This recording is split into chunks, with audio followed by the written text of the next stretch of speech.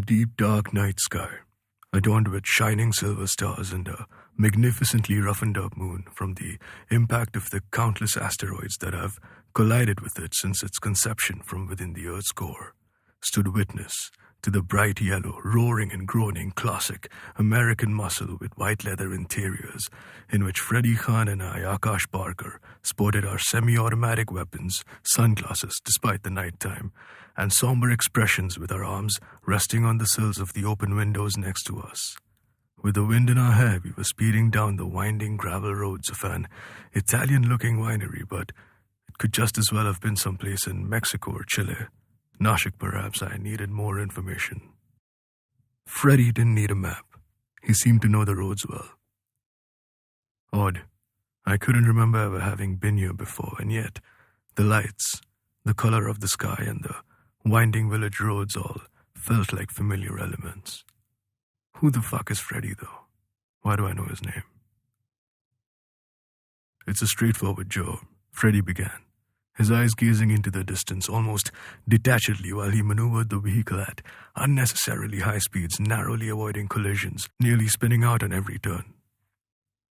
The sound of hard rubber kicking up gravel from underneath the car could provide crucial clues concerning the grip that this vehicle had on the dry dirt road. That, and the feel of the wheel to a trained driver. "Let me do the talking," he continued. "No complaints there." "I will speak to the man at the gate," he explained. "There's a man at the gate?" I asked. "What gate?" "There will be when we get there," Freddie answered. "Bear in mind he's just lost an important war. I will speak to him as he should be spoken to. You stay away for now." "In the car?" "Yeah, stay in the car," Freddie answered. "I'll go in if he lets me in. You will drive the car around to the back gate, just turn left at the top of the hill and slowly follow the path down to the back." The night setting in had meant we couldn't see past a few meters ahead of our vehicle, and yet Freddie continued to drive at breakneck speeds, winding his vehicle along the narrow paths, clearly harboring no misgivings surrounding his immaculate driving abilities. Soon, a 3-story dilapidated-looking villa, and yet structurally sound with the lights on inside, appeared on the horizon in the countryside. I had still seen no signs along the road that said anything in any language other than the occasional pictorial representation requiring, or in Freddie's case merely advising a driver to exercise caution on these perilous dirt roads, marked invariably with an exclamation mark and sometimes adorned with creative ways of depicting road accidents. I had no idea where I was. Strangely, though, there was no anxiety. Typically, there is a ton. Every waking moment of my day, I drown in anxiety. My mind is occupied against its wishes with thoughts of the worst possible mishaps that could occur, thoughts of disgusting failures of deed and thought for which I'd be ostracized from this society. With an overbearing, abstract worry that all important things will go wrong and the persistent, exhausting, obsessive belief that the path I'm on is headed but for doom. The only solution for which is to physically detach myself from these thoughts with ridiculously great effort, thoughts I hate myself for being capable of and for giving them control of my day. But Freddie Khan's company is comforting. I could easily sit next to him and listen to his vaguely dangerous-sounding but comforting commentary on the house we were just about to pull up on. I had been waiting for the sound of the brakes, just curious to see what they'd sound like when this car came to a sudden halt from its cruising speed of nearly 80 kilometers per hour on the dirt road with questionable grip. It skidded just a little bit, as I had expected, but Freddie didn't bat an eyelid whilst veering the vehicle to the side of the road where a sandstone exit led to a wooden door, as if losing grip had always been a part of it. The white compound walls of the villa extended as far as the eye could see through the green thicket that surrounded it. A wooden door under the stone archway broke the sea of off-white, decorated in the golden glow of outdoor lamps lining the top of the wall at intervals of 5 to 7 feet. One dirty street lamp stood about 9 or 10 feet tall on the other side of the mud path. Its fire, shrouded by stains on the glass, burned on that much more dramatically. "Remember," Freddie said, as he pushed the door open and slid out of his seat. Turn left at the top of the hill and slowly go down to the back gate. I assured him I did remember. Okay, he said with a gruff positivity. He cocked his gun and concealed it behind his back as he approached the gate. I opened my door and walked over to the driver's side as Freddy peeked through a small metal flap meant for sliding mail or small parcels through into the property. Clearly, he'd seen someone. He hurriedly hinted at me to make haste. I did. I didn't take a moment to appreciate the driver's seat as I had planned when I first thought about driving this car. The keys in the ignition were turned immediately. I let the clutch slowly go as I picked up speed in the first gear, and soon I was speeding along the dirt motorway at an incline shifting between second and third where the upward turning slope allowed it, which was comforting since I had to make a left turn at the top of some hill. When I recall this event here, I fear I must confess there was another reason I picked the car up with such haste on that fateful night. A bone-chilling shiver went down my spine that turned my seat as cold as a dictator's icy throne. When the man meeting Freddy Khan saw his likeness reflected in that dirty lamp on the other side of the mud bath, I saw his face, and he saw me too. He looked me straight in the eyes with a pathetic look of defeat, but as if somehow he expected me to fix everything for him. He appeared more as a specter than a man, a hollow skeleton, and yet not scarce in flesh as he was scarce in life. I do not understand what terrified me about him. His peering gaze and shadowed expression, those of an immortal who hates living. A man freshly devoid of his soul and desperately mourning its loss. He looked at me with hope, and I could not bear to understand it or consider it any further. So I sped off into the night, questioning whether I would now be sticking to Freddy's plan, which notably involved me returning to this very unsettling property. As is my nature, my brain did not allow me to block these thoughts. When it struck me as odd and therefore of interest, I opened up the Pandora's box. What the fuck had I just seen? A little contemplation, a track lit up with some effort, and with a train of thought now free to pursue it, I came upon the unmistakable reflection of my own self and the horrible figure I had just now reckoned in the lamp glass. I refused to see it. I looked upon it with disdain, and in a paroxysm of fury I discarded the thought as impossible. That so pathetic a defeat was awarded to a man in any way akin to me felt like it would shatter the ground I was standing on. It was best left unexplored, those tracks best left unlit. My anger was mainly born from my adamant refusal of our kinship. Why me? Why do you look at me with hope? I don't even know what happened to you. What could I possibly do for you? The car was now hurling through the streets much faster than when Freddy had been at the wheel. I could see the top of the hill, the moon behind it. I slowed down as the vehicle pulled up at the top of the elevation, and I saw before me a steep fall past some bollards placed at the edge of the road. At the bottom, a small beach with puddles and lagoons, one creek leading into a cave far from my reach, resplendent in the moonlight. The engine humming, the sound of stillness is still pretty loud here. I gave it some gas and turned the wheel. The tires kicked up gravel as they turned left and built some torque. The car began down a short journey into the thicket, the other side of the hill. When I made the decision, I do not know, but I'm fairly confident that it was always going to be this one. On my good days, my curiosity overcomes my fatigue. Whoever it was that Freddy was meeting in the villa was an abomination of dreamlike power, unlimited by physical restraints, as if through the air it had poisoned my mind with fear and my legs with an insolent tremble. But my blood coursed through my body and I grinned because I felt something. Fear was a fine feeling, but anger aroused my passions like wine. But, like wine, it is only good to indulge in leisurely proportions.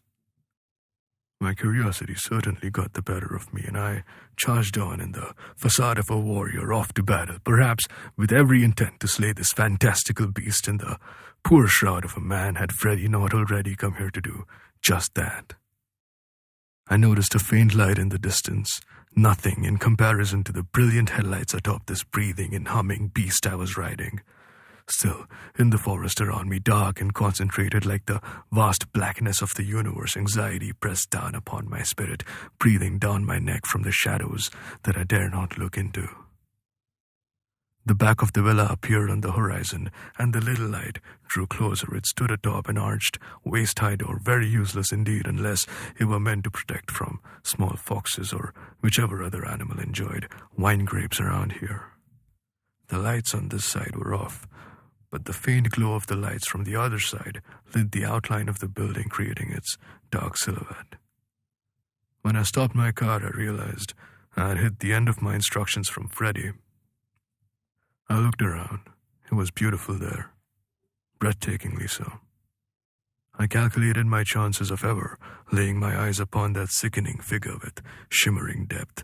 The weight of his existence felt in my bones the way the silent ocean still imposes its presence on the sailor in the complete absence of any light. If Freddy caught him, I might never see him again. I reached into the glove compartment, a delightful feature on a classic car, and I found the gun Freddy left for me. I do not recall him telling me about it, and yet it all but had my name on it. It fit my palm, the perfect size, and it blended with my pulse, creating an amalgam of man and machine, a unity I felt much too unworthy of. The cold touch of the heavy metal comforted me. It told me it was nothing, merely an instrument. There is nothing divine or devilish about the creations of men. The lights on the other side suddenly went off. Gunshots resounded across the valley from inside the villa. I hadn't seen a soul out here apart from the three of us, but if there was anyone around, they'd certainly be alerted to our presence now. I could wait no longer. The gunshots receded into the night, and my mind began reaching for conclusions. Realizing there were none to be reliably obtained from mere pondering, I pushed open the car door, which unlatched with the soft, comforting click of a vintage mechanism, and I paced over to the short wooden gate. I jumped over it, although I could have just as easily undone the latch that secured it from the inside. The pool was lit, and its faint blue light illuminated a glass door, halfway open, leading in from the patio. I looked around. No sound, no movement. I stepped forward. The grass under me soon gave way to autumn leaves as I made my way forward through the plantation towards the building. A shadow darted across the glass door. I was still far off, and I stopped in my tracks. I did not know if this was Freddy, but I felt in my bones the same drudgery I had undergone the first time I saw the man he was here to see. I continued walking, my gun loaded and cocked, pointed towards the ground. I raised it to my shoulders as I neared the property. Stepping onto the patio, I found cover behind the concrete wall next to the half-open glass door. A minute to catch my breath. The lights went on. There was gunfire. 4 shots in quick succession, accompanied by a loud sound. Glass and metal collided with the floor from a great height. A chandelier had come crashing down. Next, the sound of exploding wood and the discordant twangs of a grand piano breathing its last as more bullets shot across the room, briefly illuminating the 2 men in their warm glow. Then silence again. From behind the couch, now riddled with bullet holes, Freddy emerged triumphantly. He appeared to have a visual on a fallen enemy. I could make myself visible now. I should. Before he's dead, I have questions. As Freddy walks over to the distraught man lying on the floor of his villa, making no sound with his weak breathing, I walk out from behind the glass door and let Freddy see that I'm here. He looks me up and down. All the while I'm thinking of the man lying a few degrees to the left of the end of my field of vision. When I turn my head, I will confront him. Freddy smiles. Then his eyes pop, wide open, Another bullet has left the chamber, and the man I had not yet laid eyes on a second time has managed to contort fate to his advantage. Freddy struggles on his knees. The bullet hit him somewhere in the torso. I could not see the wound. I turned my gaze in an instant to the man I was here to see. A bullet wound in his gut, lying in a pool of his own blood, and armed with the most magnificent smile on his face. I saw this man meet my eyes and tell me, clearly this time, and with his effortfully produced words, to save him. He hinted at my gun and looked at Freddy. Freddy as well had been telling me to do something. I hadn't been listening. I caught that at the end of his instructions he told me to shoot this man. Then I heard him repeat it to make sure the message went through. Then with great effort he struggled to his feet and ambled off to the glass door and out into the night, leaving a trail of his blood behind him. The man lost his smile as he watched me let Freddy disappear into the darkness. He had no strength left to protest, and been rooted in my spot from the minute and seen him on the floor, his dreamlike powers had a hold on me.